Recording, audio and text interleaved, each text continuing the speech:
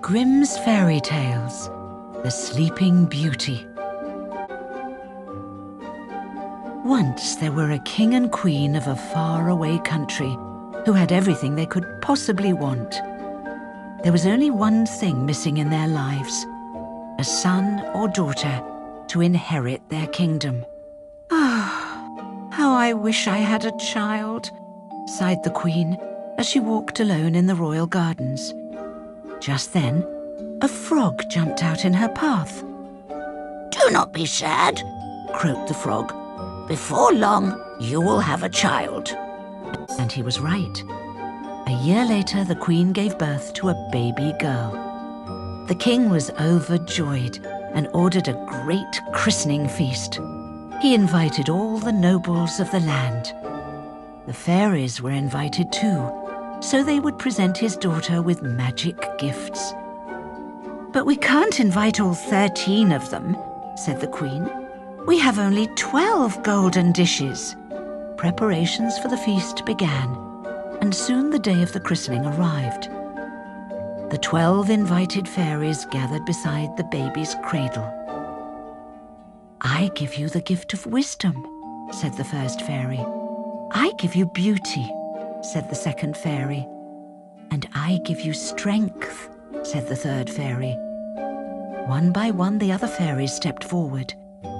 "I give you confidence. I give you patience, friendliness, health, love, happiness, riches, kindness." Soon only the 12th fairy remained to present her gift. She was about to speak when there came a clap of thunder, and the 13th uninvited fairy flew into the room. "Good evening, your majesties," she rasped. "I've come to give the little princess a very special gift. When she is 15 years old, she will prick her finger on a spindle and die." Everyone in the room gasped. The wicked fairy looked around in triumph, then disappeared with another clap of thunder. The 12th fairy stepped forward. "Your Majesty," she said to the queen, "I still have to give the princess my gift.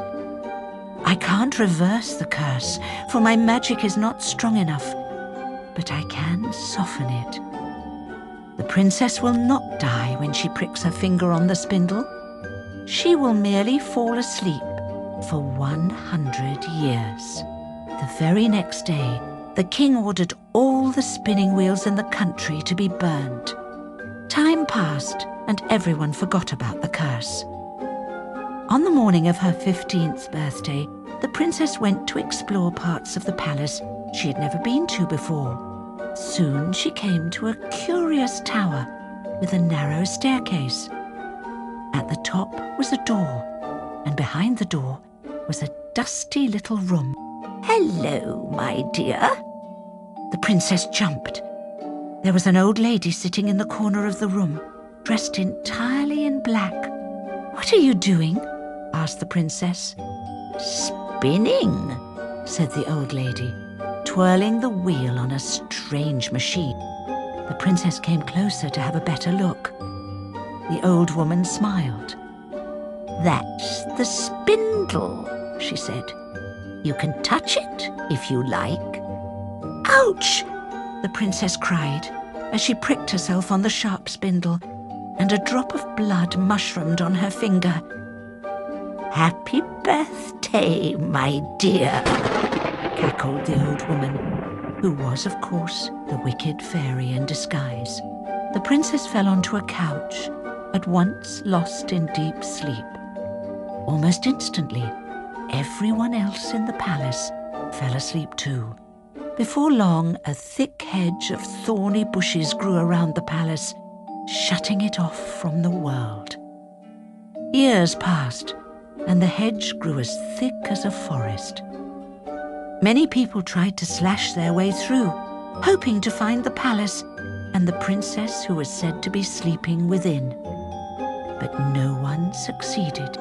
Then, almost 100 years later, A prince from a faraway country came by on his brown charger. The prince had heard about the Sleeping Beauty, and he got off his horse. He managed to somehow get through the hedge and to the palace.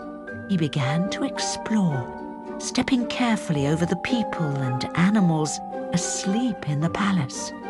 At last he found himself in a little tower room. There was a spinning wheel in the corner, and on the couch lay the Sleeping Beauty. She looked so beautiful, the prince couldn't help himself. He bent down and kissed her on the lips. The princess stirred and opened her eyes. "You're here, at last," she whispered. The prince looked so handsome that the princess fell in love with him straight away. The prince helped the princess to her feet, and they walked slowly down the narrow stairs, hand in hand. As they moved from room to room, everyone in the palace gradually woke up.